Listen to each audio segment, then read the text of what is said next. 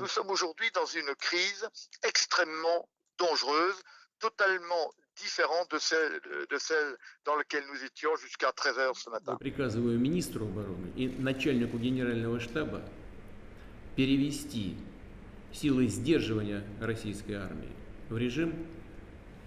в особый режим несения боевого дежурства. La guerre vient changer de nature. Ce qui veut dire très clairement que si nos dirigeants manquent de sang-froid, Londres, Paris, Berlin et New York peuvent être détruits demain matin. Monsieur Poutine est un homme seul, isolé, et on l'a bien senti, ne serait-ce que parce qu'il a lancé cette guerre contre l'Ukraine, coupé des réalités. C'est évidemment très sérieux. Vous savez, le dialogue nucléaire est toujours compliqué. La question est de savoir jusqu'à quel niveau l'autre bluffe. Vous avez compris comme moi que M. Poutine ne bluffait pas toujours. Nous avons tous pensé, M. Zelensky en particulier, qu'en fait, il ne ferait pas ce qu'il a fait jeudi matin.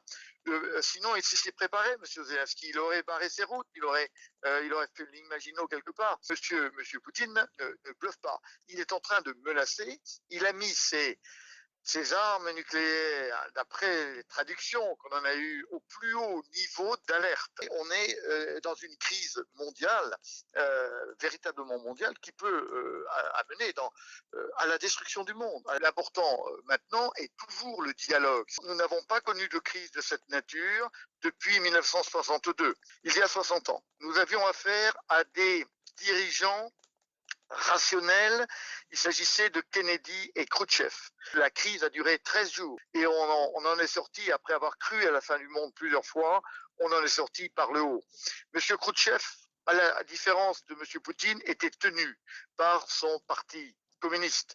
On est sorti de la crise de Cuba par le dialogue entre Khrouchtchev et Kennedy, par un certain nombre de moyens. Et après, on a eu l'établissement de ce qui s'appelait le téléphone rouge, de manière justement à ce que les dirigeants puissent parler en permanence. Ne confondons pas. Il y a ce qui est dit, ce qui est fait.